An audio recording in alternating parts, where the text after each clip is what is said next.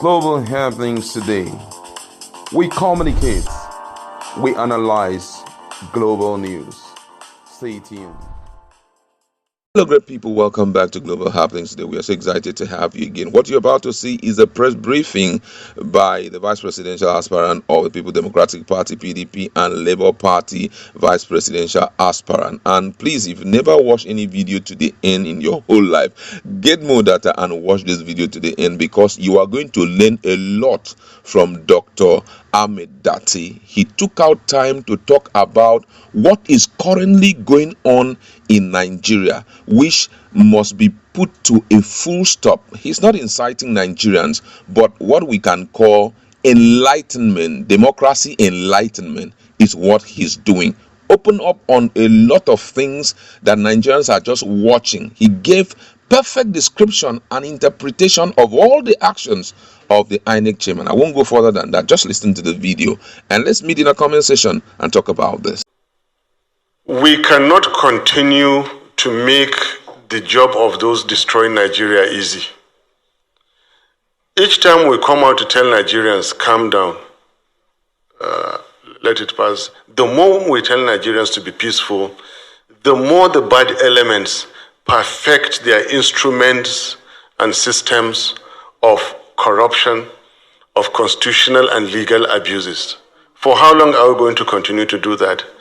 In the most advanced democracies, you have human beings chaining themselves to highways because toxic materials are being transported through their territories. This is legal. This is constitutional. This is not violence. Only 2 months ago in Germany, you saw people, environmentalists, protesting against coal mines, have stayed there in excess of 6 months until the court ruled against them. The police moved in to remove them from occupying that place. And this is legal. For how long are we going to tell Nigerians, continue to sit down and be cheated? You are being cheated. Allow yourselves to be cheated because you are Nigerians. It doesn't make sense. And you, the bad elements, continue to do because Nigerians are going to be patient. Governments have fallen in Africa because of the price of bread went up. The entire Arab world, 11, 12 years ago, went up in crisis because a young man burned himself in broad daylight. Anybody waiting to hear call to arms from ourselves will never hear it. We're peaceful people. He will never hear. Anybody who wishes to change what we are saying, what I am saying, is welcome to try it. I will never call for violence. I will continue to say that democracy belongs to the people who can practice it. Good governance belongs to the people who can demand it. Dividends of democracy belong to those who can take it. It is left for Nigerians to do these things I mentioned. There's nothing unconstitutional, nothing illegal about the gentleman you mentioned on the street and millions joining him. After all, what is being done about the illegality that we spoke about?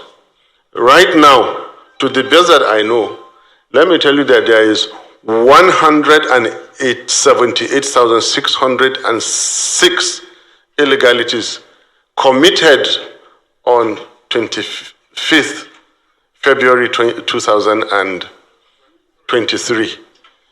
All the polling units that did not upload to IREV is a legal breach. It's a breach of the Electoral Act.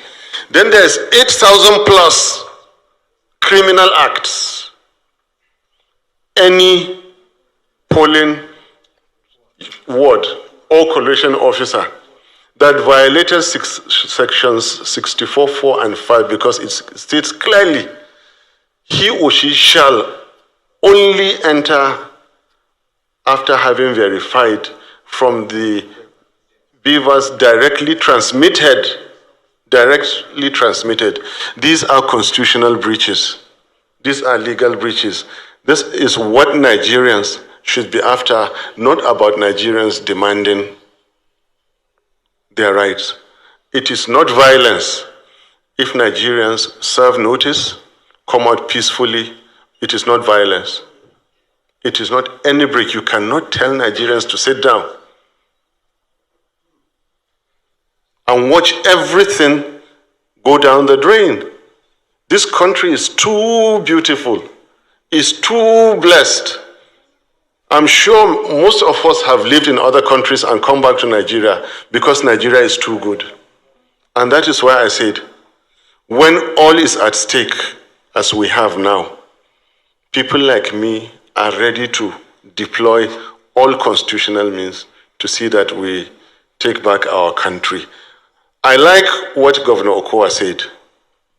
The gentleman, Mahmoud Yakubu, he is an exalted common civil servant.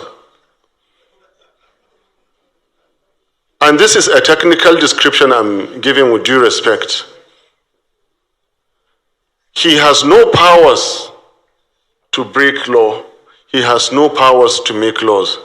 What INEC chairman has been doing, he has been making laws by deciding to continue with legal breaches. I repeat, what INEC has said is that, yes, we've heard you. The laws have been broken. Please resume your seat. Like they said to Ihedioha. Resume your seat, we've heard you. We are going to continue to break this law until we finish breaking the law and announce a government based on illegality. Then we'll come back to you. And your question, you're asking me that Nigerians should not dress with, we should not come out without a t-shirt, or market women should not, and we should tell them not to? Hell no.